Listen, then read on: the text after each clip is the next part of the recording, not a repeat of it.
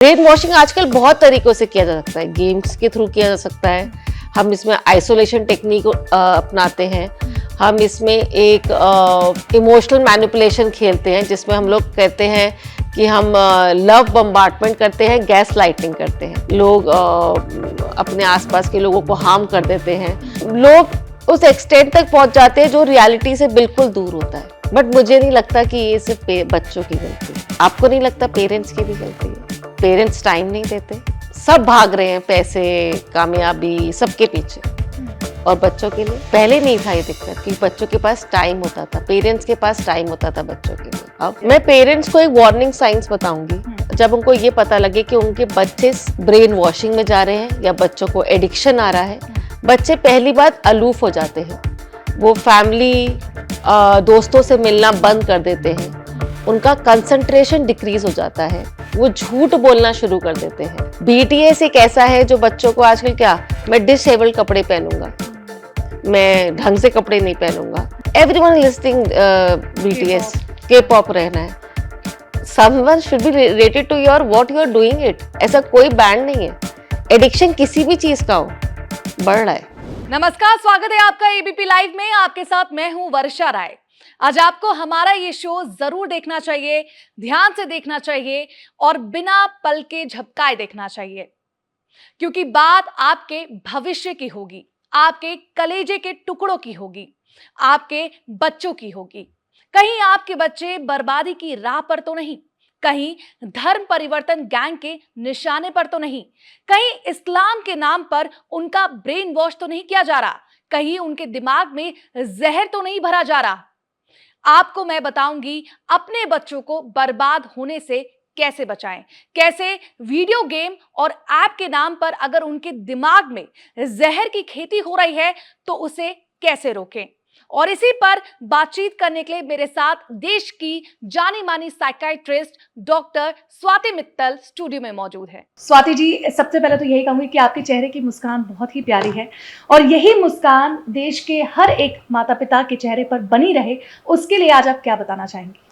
अगर आपके चेहरे पे भी मुस्कान चाहिए या फिर पेरेंट्स के चेहरे पे भी मुस्कान चाहिए तो आई थिंक उनको फैमिली में पीस चाहिए, उनका वर्क ओरिएंटेशन बहुत अच्छा चाहिए, उनके बच्चे खुश रहने चाहिए, उनके बच्चे स्वस्थ रहने चाहिए, तो शायद पेरेंट्स के फेस पे भी उतनी ही मुस्कान रहेगी। बिल्कुल।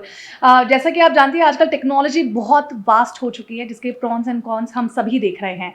तो सबसे पहला तो सवाल है ब्रेन वॉशिंग को लेकर। मैं इसे ब्रेन वॉशिंग बोलूं, मैं साइकोलॉजिकल किडनैपिंग बोलूं, मैं माइंड कंट्रोलर्स बोलूं, but this is all related to the आपके ब्रेन को किसी ने पपेट बना लिया।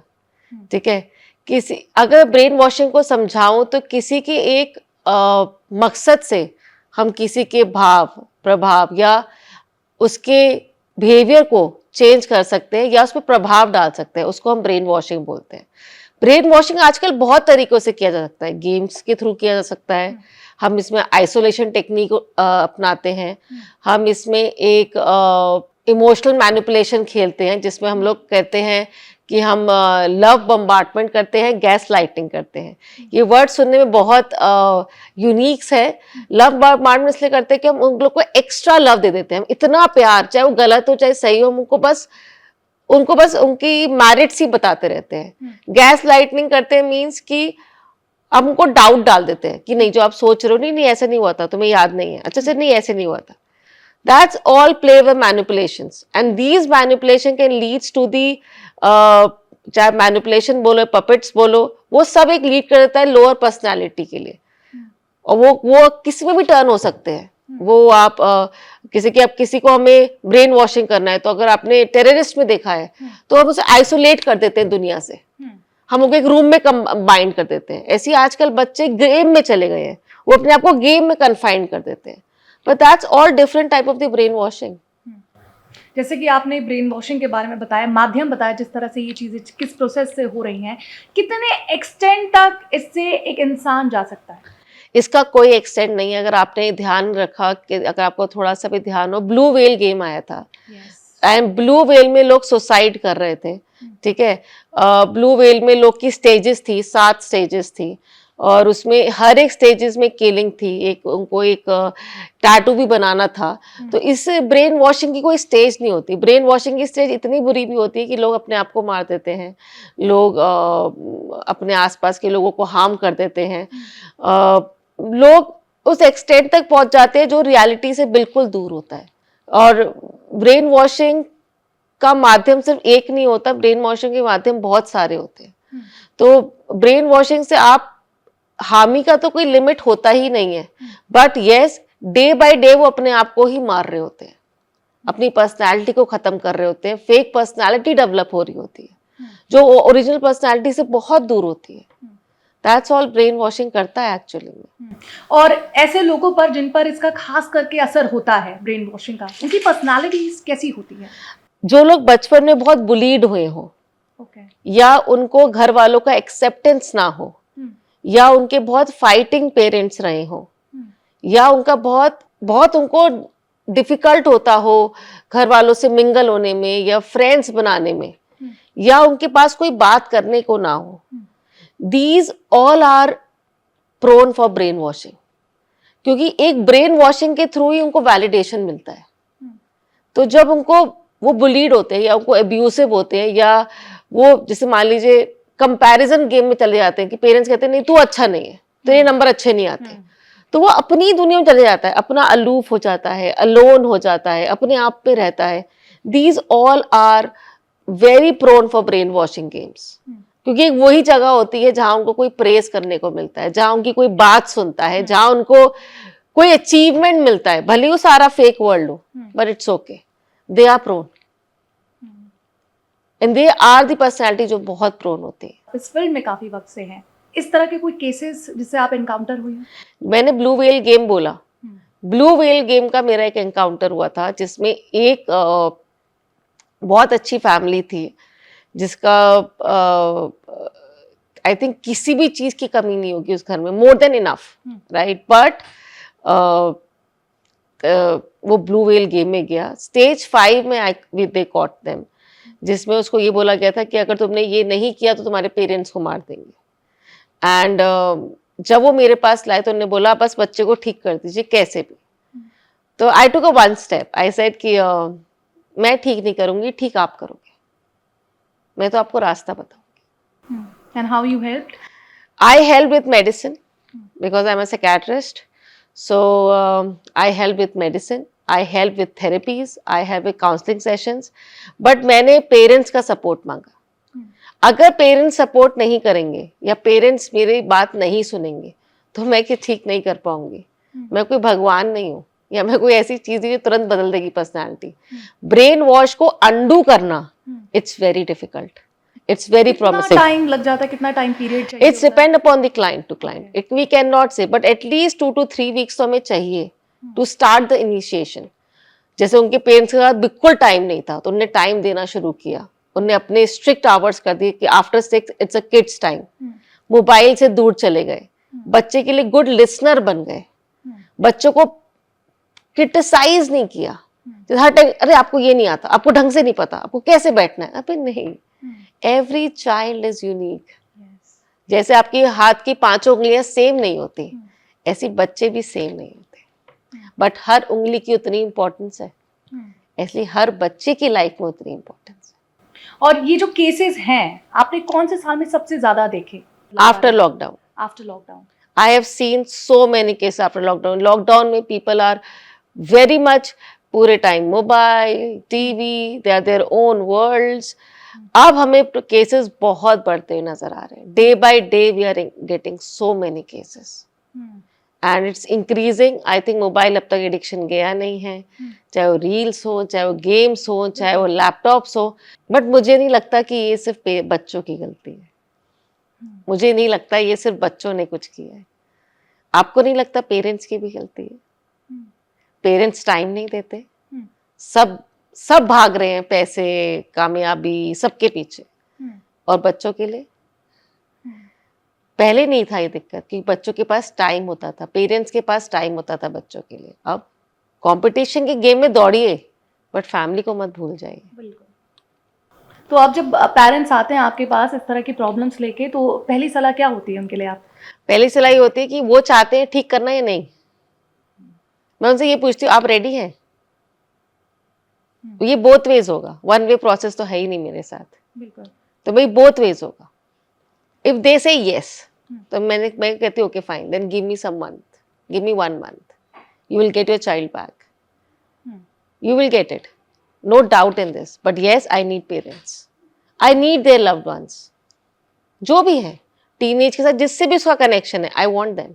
अगर वो कह देंगे यस वी आर सपोर्टिव, हम सब कुछ करने को रेडी है, बट ये जो सब कुछ करने का प्रोसेस है वो एक दिन का नहीं है।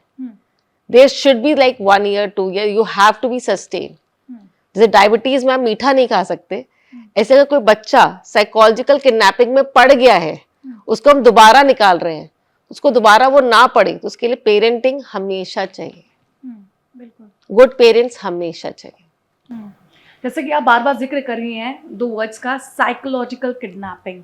तो अगर यहाँ पे जो दर्शक आपको फिलहाल इस चैनल के थ्रू देख रहे हैं, तो क्या असर आप इनिशियल स्टेज में, क्या असर आप या बिहेवियरल चेंज उन्हें बताना चाहती हैं कि आपके बच्चों को और आपको सावधान हो जाना चाहिए अगर इस तरह के बिहेवियर? मैं पेरेंट्स को एक वार्निंग साइंस बताऊंगी। जब उनको ये पता लगे कि उनके बच्चे ब्रेन वॉशिंग में जा रहे हैं या बच्चों को एडिक्शन आ रहा है, बच्चे पहली बात अलूफ हो जाते हैं, वो फैमिली दोस्तों से मिलना बंद कर देते हैं, उनका कंसंट्रेशन डिक्रीज हो जाता है, वो झूठ बोलना शुरू कर देते हैं, उनका बिहेवियर में बहुत चेंजेस आ जाते हैं, वो इरिटेबल हो जाते हैं, गुस्सा हो जाते हैं, उनकी ईटिंग हैबिट में बहुत चेंजेस आते हैं, उनका वेट गेन होता है, उनका हेयर लॉस होना शुरू हो जाता है, उनका स्लीपिंग पैटर्न खत्म हो जाता है, रात रात में जगते हैं, दिन में सोते हैं।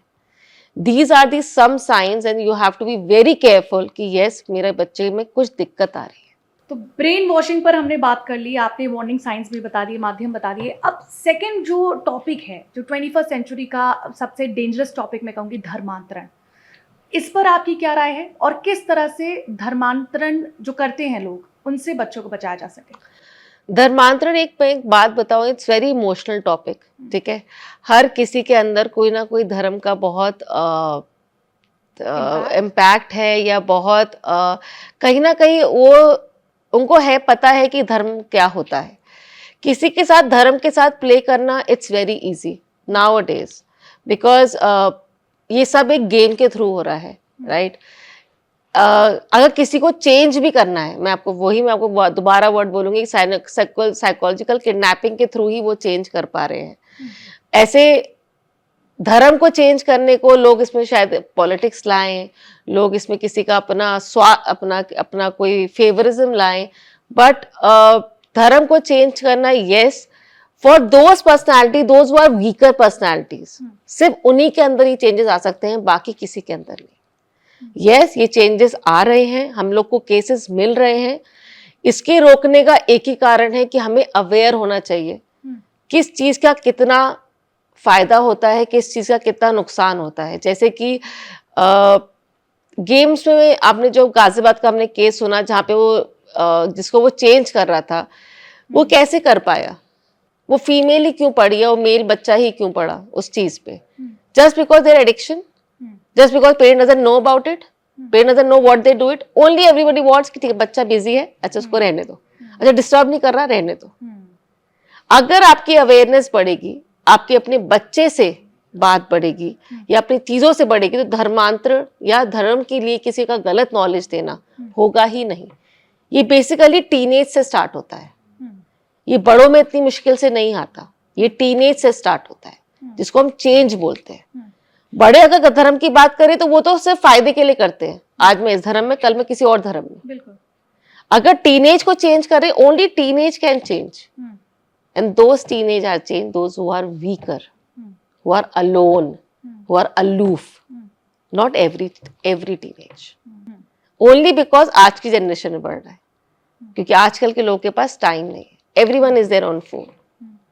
It's a curse, it's a blessing हो सकता है, बट हमारे लिए, मेरे लिए तो बहुत बड़ा बिजनेस है, बट लोगों के लिए बहुत बड़ा कर्ज भी है। अच्छा, ये आखिरी सवाल मैं अपने लिए पूछना चाहूँगी। जैसे होता ना कि बहुत सारे फ़ोन में कंटेंट आते हैं, वीडियोस बहुत सारे होते हैं, अच्छे होते हैं, बुरे होते हैं। जैसे बाहर हम जाते हैं सोसाइटी में तो बुरी अच्छी चीज़ें दोनों मिलती है, वैसे इस फ़ोन में भी आजकल हो गया है। और इतना इम्पैक्टफुल हो जाता है। अगर कोई अच्छा कंटेंट मैंने देखा तो मैं बहुत खुश हूँ, कुछ बुरा देखा तो पूरा दिन मेरा मायूसी से गुजर रहा है, मैं दुखी हूँ। तो किस तरह के कंटेंट एक्चुअली हमें देखने चाहिए कि हमारे ब्रेन में बुरा असर ना पड़े एंड विल बी हैप्पी, या हमें दोनों बैलेंस करके चलना चाहिए? हमें कंटेंट ही नहीं देखना चाहिए। कंटेंट ही नहीं देखना चाहिए। मैं रील्स के मैं आप मीडिया इंडस्ट्री से हो तो मैं आपको मना नहीं कर सकती, बट कंटेंट भी वहीं दिखाए जाते हैं जहां हम लोग देखते हैं, ठीक है। मुझे ये नहीं लगता कंटेंट अच्छे या बुरे हैं। कंटेंट अच्छे बुरे हम पे तब इम्पैक्ट करते हैं जब हम अपने आप से खुश नहीं होते, जब हम अपने आप को वैल्यू नहीं देते, जब हम अपने आप को कंपेयर गेम में डाल देते हैं, जब हम आपको क्रिटिसाइज कर लेते हैं। I think if you start loving your self, जैसे कि करीना कपूर का बहुत अच्छा डायलॉग है, मैं अपनी फेवरेट हूँ। मैं इसको अपनी साइकेट्री में बहुत अप्लाई करती हूँ। जब अपनी फेवरेट हो जाओगी तो कोई भी कंटेंट आ जाए, हार्डली मैटर्स, चाहे वो बुरा हो, चाहे वो अच्छा हो, चाहे रुलाने वाला हो। थोड़े बहुत के लिए इमोशंस आते हैं, दैट्स नॉर्मल, आने भी चाहिए। आपको मैं नंब नहीं बना सकती। और मैं अपनी फेवरेट हूँ करने के लिए मुझे क्या करना होगा? इसके लिए कोई stop mobile addiction first. Okay. No mobile Very after. tough, but It's yes, you have to. I don't say stop mobile whole day, but don't use mobile after 9:30. You know what? Every brain has their own uniqueness. Only this stop us. After 9:30, no mobile. It's your me time. It's your time. Do anything. Pamper yourself. Put face pack. Do anything. Second, start reading. I am not saying start reading Robin Sharma. I'm not saying start reading big author. You can read Cosmopolitan, but read the lines. Read the lines. Third, gratitude practice. We hardly do it. We only crave what we don't have. Start doing it. Swati ji, इतनी सारी जानकारी साझा करने के लिए audience के साथ, मेरे साथ, मुझे पर्सनली चीजें बताने के लिए बहुत बहुत शुक्रिया आपका। Thank you.